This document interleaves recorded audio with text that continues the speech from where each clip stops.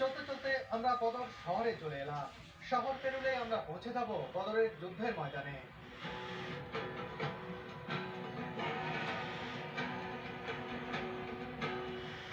দুপুরবেলা এখানকার দোকানপাট সব অধিকাংশই বন্ধ দেখতে পাচ্ছি, প্রায় সবই বন্ধ।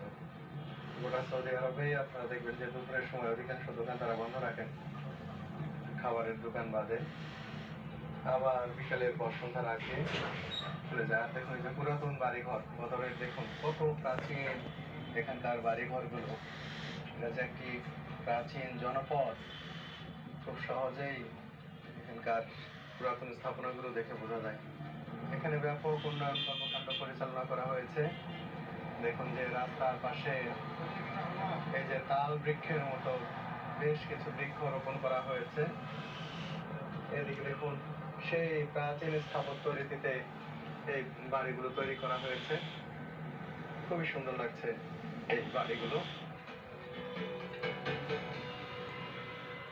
খুব প্রাচীন অথচ খুব পরিপাটি একটি শহর বদর।